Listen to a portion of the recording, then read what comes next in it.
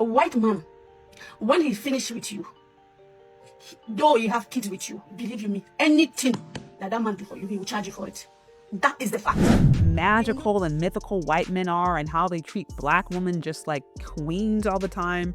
But then when you have these women who actually get in relationships with these dudes, they find out that white men can also do them dirty. And in some cases, they do them worse. God, you see this girl? She's mine. I carried her in my womb for 9 months. Push her out. She's going to be 15 soon. Okay, go back to your seat. So what I'm trying to say is, when you have a child with a black man, the difference is when you have a child with a white man is that a white man, when he finishes with you, though you have kids with you, believe you me, anything that man do for you, he will charge you for it. That is the fact. He will not even consider that this is the mother of my child, even though we are no longer together, but I'm doing this for my child. They will not do it. White men will not do it. But black men, when a black man have a child with a woman or children with a woman, they always have a conscience that, yes, this woman, if I'm enjoying these kids today, it's because of this woman. Therefore, he will always try to help you.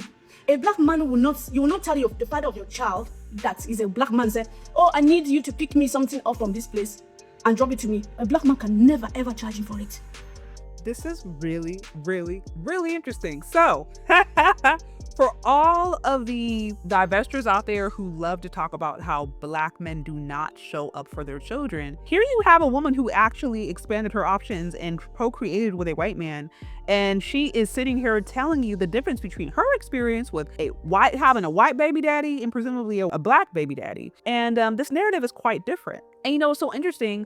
Last week, I reviewed a video of a Kenyan woman who went out and she was pleading to East African women specifically to stop getting with these like old creepy white dudes. And she was basically talking about how so many of these women were being abused and their children were being abused and misused. And it just ended up, it was getting so bad. She was seeing many of these cases. He was a social worker. And so, you know, all these narratives about how magical and mythical white men are and how they treat black women just like queens all the time.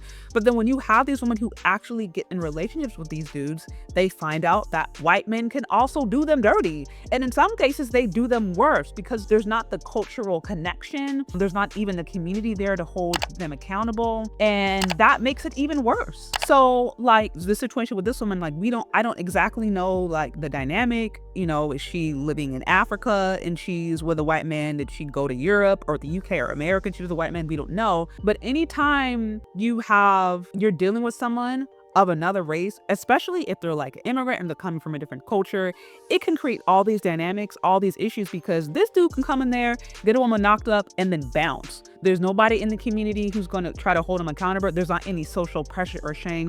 He can just bounce. And that happens so many different times. So it's just really interesting to hear her say that, you know, whereas like if it's with a black man, especially if it's with a black man in your community and she's coming from an African community, this culture around family and the social pressure to take care of family is so much more stronger than if the African woman gets with a random foreign white dude who's going to be with her for a few weeks and then bounce. You know what I mean? So already what she's saying, without me even really fully knowing the context, knowing where she's living or knowing where she's coming from, it makes so much sense when you understand the cultural dynamics. And then we just understand the perspective in not only race, but again, just ethnicities and how that all works. But let's continue. But a white man will say, you're going to have to pay petrol for my car. You have to go pay me for it. If a black man, you call him, come and fix this thing for me, he will do it for free, knowing that this is the mother of my child. But white men, they don't like that. Because a white man, no matter how he loves you, when he finishes, you will see their true color. You will definitely see their true color. So it definitely sounds like she's been with some white men and it has not gone over very well. And again, I'll forget without knowing the full context. I understand some of this is cultural. I can even think about some of the experiences that I've had in the few times I've had the opportunity to visit Africa.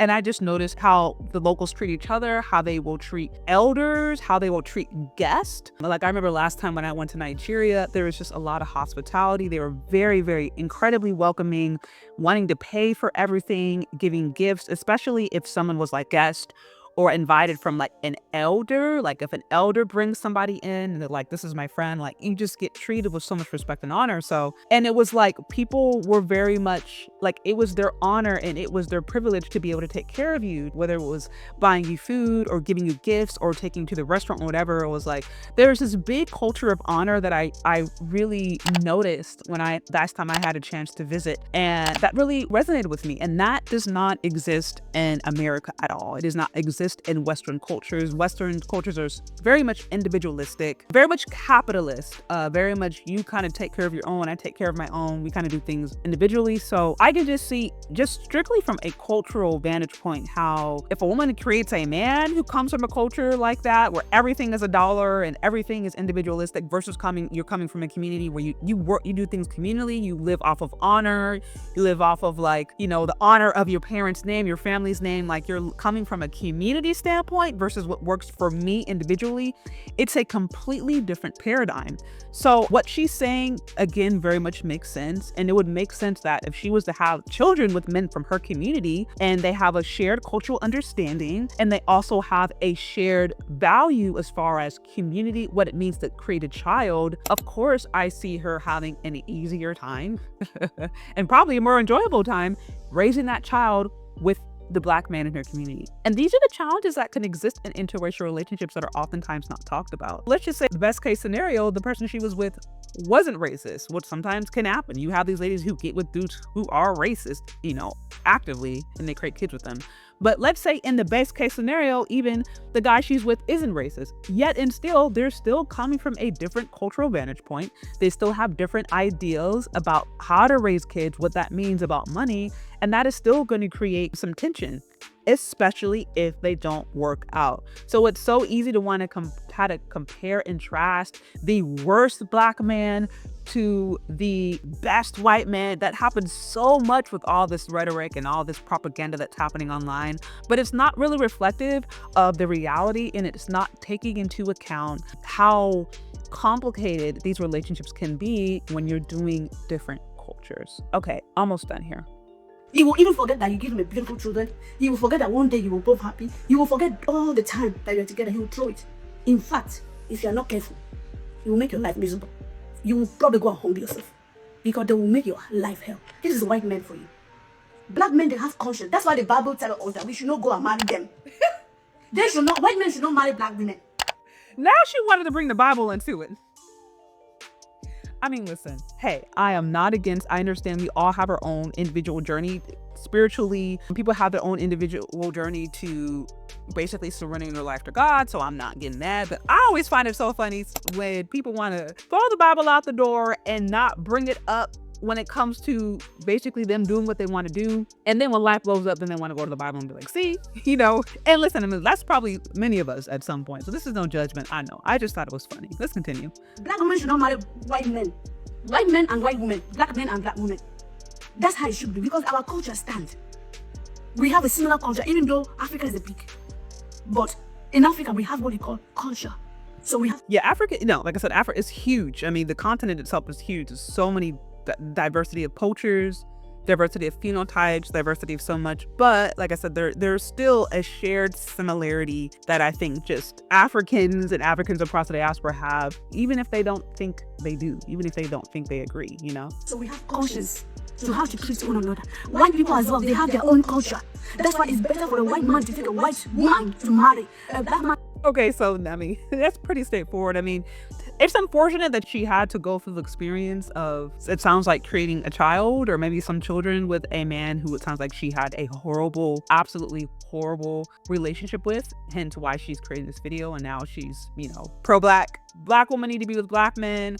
White women need to be white men. So often when I see Black women have this stance, this very like nationalist stance, it is usually after they have a white baby daddy that broke their heart. And I hate to say it. I really hate to say it. I've just noticed this trend. You guys let me know if I'm jumping to conclusions here, but that is just tends to be a trend that I see.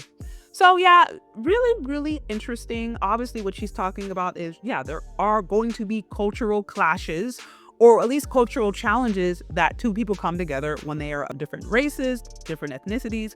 It doesn't mean that you can't navigate it. It doesn't mean that you can't still find love and support, but if you are trafficking awful propaganda, and if you're a black woman who's looking for a white dude because you think he's going to give you a better life, he has more money, he's better than black men, you are very close to creating a mistake, because that's the wrong reason to be dating outside of your race. Very, very, very wrong reason. Those situations usually end up turning out very poorly because it's not based upon love, respect, or honor. It's just based upon trying to see somebody or see whiteness as a way out of your own life or your own self-hatred. And that's a really bad idea. Anyway, that's what I have. What do you guys think? Do you agree? Do you disagree? Let me know down in the comment section. Thank you so much for listening if you've gotten this far, and we'll talk later. Bye.